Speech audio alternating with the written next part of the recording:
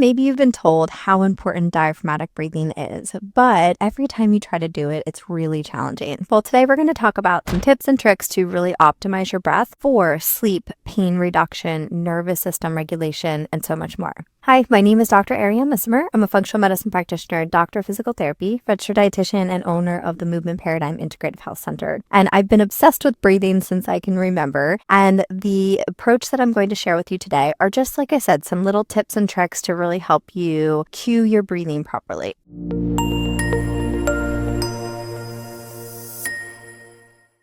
So when we are breathing in, we want to remember that we're breathing in roughly 25,000 times a day. So we're doing so much of it. So if it is a dysfunctional breathing pattern, then we are repeating it quite often. So that can often lead to chronic neck pain and tension, shoulder issues, low back pain, hip discomfort. It can also lead to pelvic floor issues. And in addition to that, we are in a constant sympathetic state. So that means that we're breathing from the neck and shoulders. It's upregulating our sympathetic nervous system, which can lead to a whole host of issues from lack of sleep to chronic stress and anxiety and more. So when we are thinking about optimizing our breath pattern, we're going to go through some kind of key principles with it. And you may have done these before, but I always say have a beginner's mind and see if we can try to tweak it just a little bit.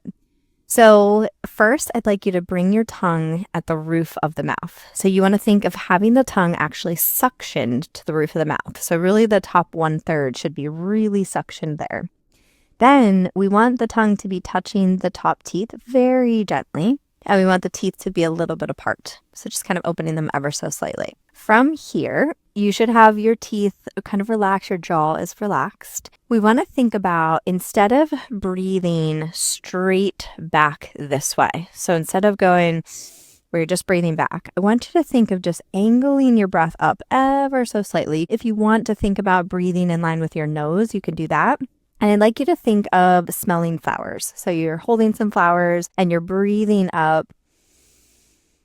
And just see how that feels for you. See if that gives you a little bit more expansion. And while I'm talking through the rest of the cues, I'd love for you to just keep focusing on that particular inhale. So when we're inhaling, the abdomen should expand 360 degrees. We don't really want any movement coming up and down here.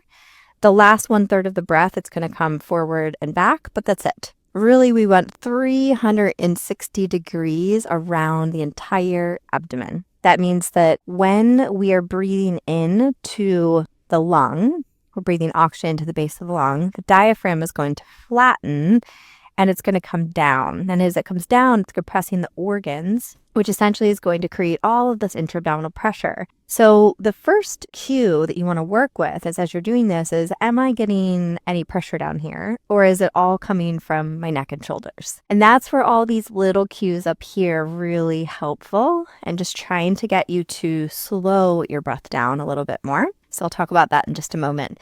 So again, the pressure is going down, down, down, down, down, all the way to the pelvic floor, all the way to the base of it. So if you're seated, you should feel that pressure moving all the way down there, very slightly, but nonetheless. Then when you exhale, you're going to exhale out of your nose as well, and you're going to feel the abdomen contract.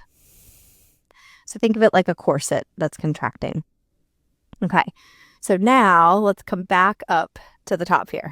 Okay, so we're going to talk about tempo next. So when we are looking at the literature, about 5 to 6 seconds in and out is a really optimal breathing pattern to stimulate a neurotransmitter called ACH, which helps with the relaxation response, acetylcholine. It also can help with pain inhibition, and again, among other things. But here's the thing. If you are having difficulty breathing, maybe you have an airway issue, you have an airway obstruction in the nasal cavity, or you have an airway obstruction in a small airway, for example. You might have jaw issues. All of these things could affect your ability to breathe at a certain pace. So what I always recommend is using those same cues again, we'll kind of dial them all together, is again, breathing ever so slightly up versus straight back, and allowing the abdomen to expand fully, that 360 degrees of motion. And as you exhale, allowing the abdomen to contract.